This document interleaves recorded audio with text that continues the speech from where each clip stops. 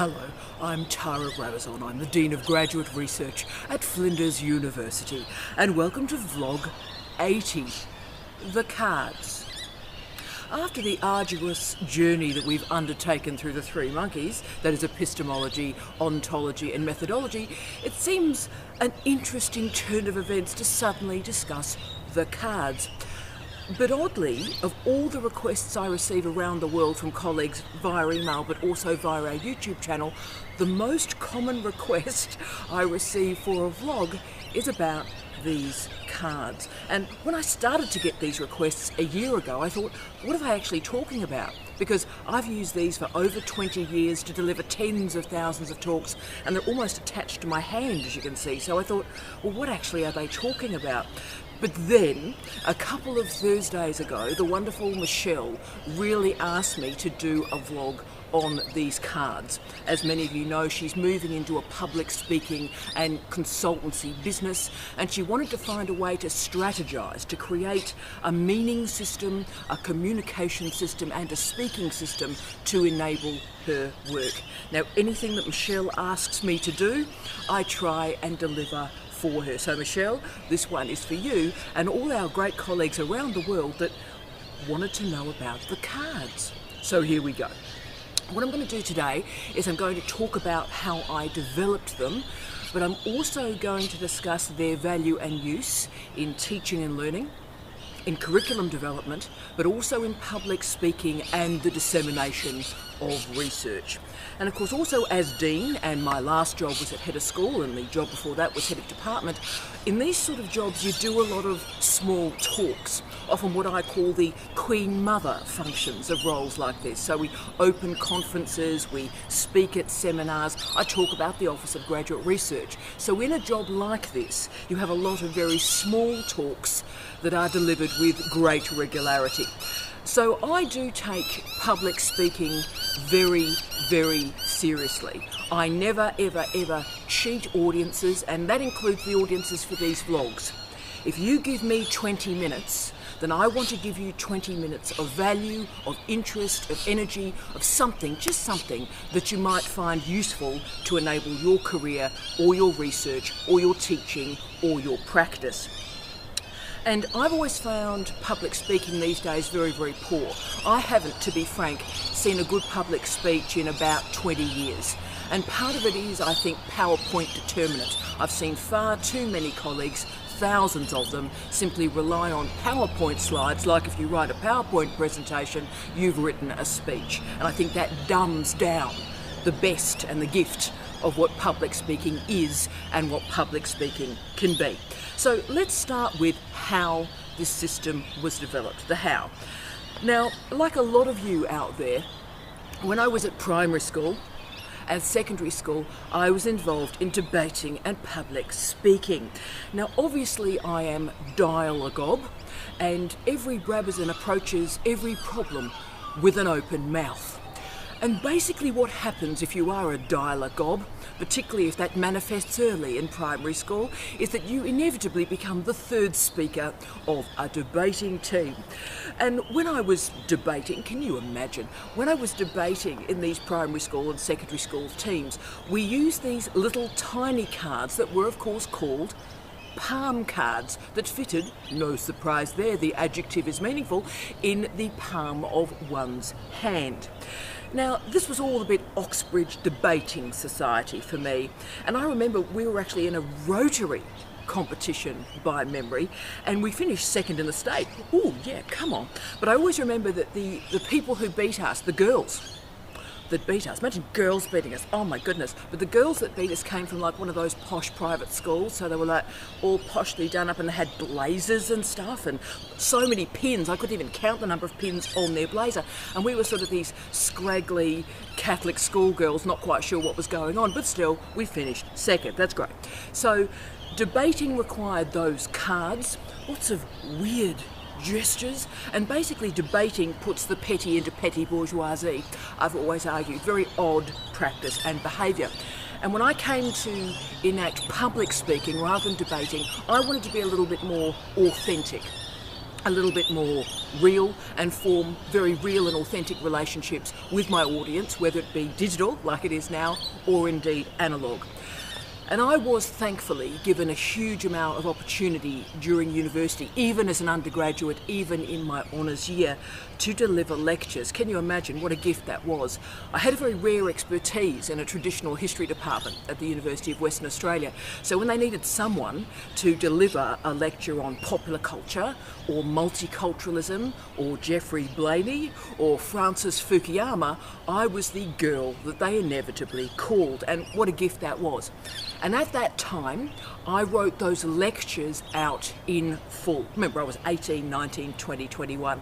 I wrote those lectures out in full and had a lot of content. And I put them on a slightly larger palm card because obviously there was a lot of content there. It was history that I was doing. And I would number the cards. I'd go like 1, 2, 3. I would number the cards so I wouldn't get lost through the lecture and the scale of the cards I was delivering. And as I said, the full script was on those cards and it was handwritten in those days. So I would handwrite each word in each speech that I would deliver. It was heavy, heavy content, and yes, I learnt that content. As I moved through my postgraduate years, my research master's degree and my PhD, I became the popular cultural expert in my history department, and then when I moved to Murdoch and did my cultural studies degree, I became the history expert in a cultural studies department. And this meant I was delivering more lectures, and like a lot of you, I didn't have a full-time job. I was doing part-time casual work, and when they needed a few lectures delivered on these topics, I would come in as the guest lecturer.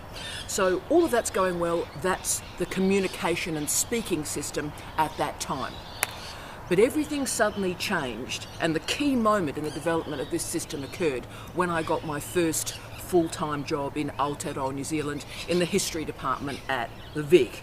Now, I got this gig with 4 weeks' notice, and I would be delivering 3 lectures a week at 9 a.m. in windy Wellington to a large group of first year students, 300 plus students. I think it ended up being 303 students, and you remember that when you're doing the marking, the 303 students. So these were first year students. It was a survey history course that ran from the coronation of Queen Victoria right the way through to the formulation of the big EU in 1992. I was delivering this course in 1994. The European Union was still fresh and shiny at that point, rather than post-Brexit. That's how old I am. So I had to write a lot of content. A lot of content goes into 39 lectures, and I also had to develop it quickly.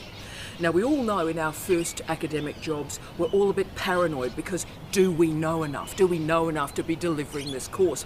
And of course, I was only 4 or 5 years older than the students actually taking that course.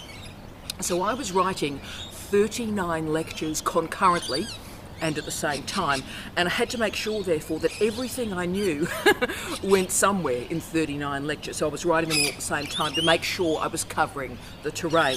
So I completed 20 of those lectures before I travelled to Wellington, and I had so much content I needed even bigger cards. And of course I was nervous. It's a new lecture, it was a new country, I didn't know a single person, and I wanted to control the content and be able to manage myself and that content in an interesting way. So I wanted to deliver a consistent, strong lecture 3 times a week. So how was I going to do that? So what I did was I got these bloody big cards. When in doubt, get something bigger. It's worked in the rest of my life, and therefore I developed these really, really large cards, the biggest index cards that they actually make. And I wrote each lecture. At this point I was using a computer, and I worked out that 20 pages of typed script was 45 minutes. So I kept aiming for 20 pages, and then I would literally analog cut out the script and paste it onto each of these cards. So it was cut and paste, but in an analog way. And I would make each bit of the card fit, so the text fits on the card, go to the next card, go to the next card, until the full 20 pages had been stuck onto these cards, and then I would move to the next lecture. So we've got the cards, we've got the stuff on the cards.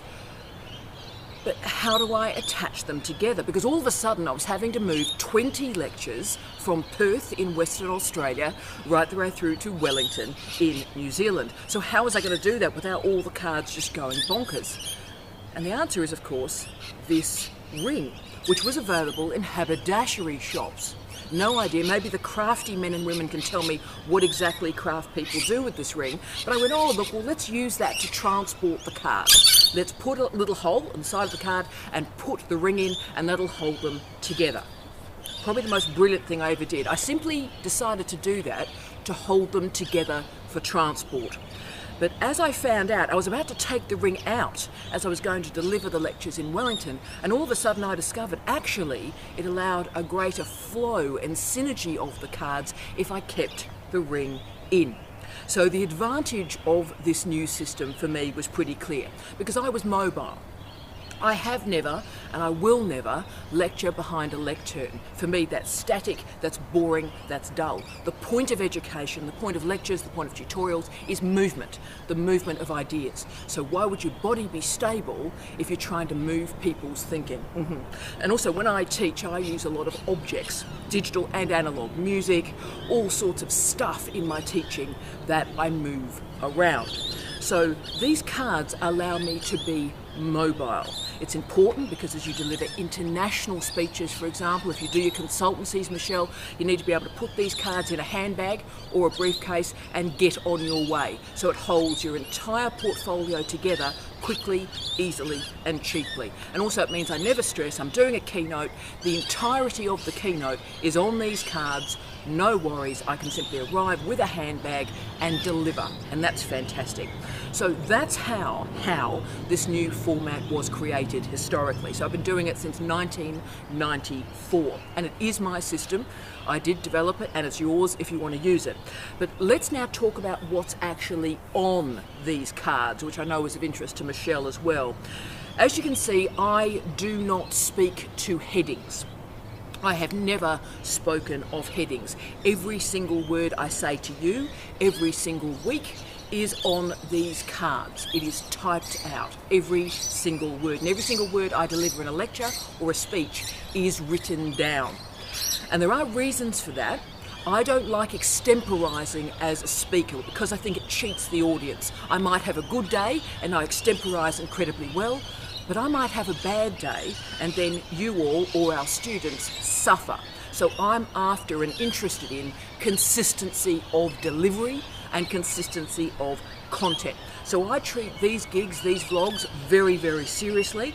If you're giving me 20 minutes of your life, then I want to give you something back in those 20 minutes that may be of use. And if I'm extemporising, if I've got a bit of a vibe going on, then I'm not going to be able to deliver that content to you with quality. So what I do is I place plenty of text on these cards and then I learn these cards. Because if I didn't learn the content, I would be at the video, but I wouldn't be looking at you because I'd be looking down, reading the next bit of script, and that's very, very dull. So I don't use an auto cue. There's no auto cue here. This is coming from my memory because I've spent the time to learn the content on the cards. So I spend between 10 and 12 hours every single week learning all the speeches that I have to do. So every week I learn a vlog for all of you. Every week I'm learning 3 or 4 short talks that I'm delivering for Flinders colleagues, and often I have very large keynotes. So some weeks I'm learning 8-9 talks in a given week. But I can't spend the time like I used to when I was an early career academic, when I was a lecturer. When I was a lecturer, I was able to spend a few hours every day actually sitting and enjoying and learning material. I'd find 4 or 5 hours on the weekend that I'd be able to learn the lectures. These days, that's not possible for me. I have a full-time dean job, and that takes all my time. Any extra time early in the morning and on the weekends, I spend on my writing. So when precisely am I learning all these talks? Well, I've had to become much more efficient now, and I've had to keep my memory much more sharp. So I can't muck about anymore. This memory really matters to me now, perhaps more than it ever has in my career. And I think the other great gift of the portability of these cards is that you can take them anywhere with you. So what I've decided to do is I take them in my sports bag every single morning and I learn them. So while I'm doing a 10k walk, I actually then go through these cards and I'm able to learn them. So I am multitasking, so I'm exercising, gaining serotonin, but I am also learning these cards and this content at the same time. Very efficient. And also in my last job where I was head of school at CSU, I took the train once a fortnight from Bathurst to Dubbo for my wonderful guys and gals in Dubbo. I ran bits of my school there. And I used to learn the cards on public transport. Also, those of you that fly around a lot at airports, these cards and learning them can fit into your daily life. Any dead time on transport, you can learn these cards. So you can take them anywhere. They fit into your life as you learn them. So for me, effective public speaking is 99% preparation. Reading deeply, reading widely, having your research, spending the time writing the script, drafting the script, and then putting it on these cards and learning the script. So it's about high quality content, but also high quality delivery. I don't leave anything to chance. I find most speakers these days absolutely dreadful and they lack preparation and they're simply bouncing off PowerPoint. And you deserve better. And the Australian people deserve better in the dissemination of our research. So the advantage also of these cards is I can respond to whatever is happening in the context. Now, twice in my life, it happened both times at Murdoch University, I was delivering a large first year lecture and the power went out. So after we did the OCI health and safety, getting everybody out of the building as quickly as possible, I was able to continue to deliver the lecture in the quadrangle and also on the field of Murdoch University, because I don't need power, I just need the cards, and I got a big voice, and so we were able to deliver the analogue lecture. So the advantage of analogue speeches such as this is that I'm never technologically dependent. I have control on the event and of the event wherever I may be, and that's why I've pulled the camera out today and I'm sharing the beautiful view from Flinders University with you and with our international audience. It is a very beautiful place, and yes, that is the ocean behind us. It is a lot like Simon Fraser. Beautiful. So as you can see, these cards are a communication system. They are a speaking system, and they save me a lot of time. If you're delivering, for example, lectures, you can store them for future use. So if you are delivering for 10 years a lecture series, then you can update your material every year, but the core lecture is available for you to use each year, so it's very efficient. They're also portable, they are incredibly mobile, and they can fit into your other responsibilities. So you can learn and engage with the content in a way that suits you. Now, the final point I want to make, which I know interested Michelle, was how the text actually appears on the cards. Now, I don't write sentences. You notice there is no block of text here at all. I use the tab function a great deal. So what happens is I place down a phrase or a clause or half a sentence on one particular line, and then the remainder of the sentence trails as each of them are tabbed in. So the reason why I do that is I also highlight a bit of text, and my memory's good enough that once I see that bit of highlighted text, I remember the rest of the sentence. So it means I can then look down, as I just did there, to the next highlighted point and go on and on and on. So how I present the content on these cards also enables my delivery, my phrasing, and my breathing. So it really is an integrated system. So Michelle, I really hope this talk today has helped you. As you can see, this is my system, developed organically by me and for me. And it came from desperation to develop a strategy that would work for me in a very intense and intensive teaching experience, in a new place, in a new university, and a new experience. So I've delivered tens of thousands of talks this way, delivered via these cards. And really, how simple is it? Few cards, bit of paper, highlighter pen, and yes, the magic ring. So I wish you very well every happiness in developing your own system. It may be something you can use here, but it is good for you to reflect upon and think about how you deliver ideas and what sort of props and methods and strategies you use to convey your research to the world. So I hope that this type of system can enable your best self, but also your best speeches. I wish you love, light and peace from beautiful Flinders University. Tea out.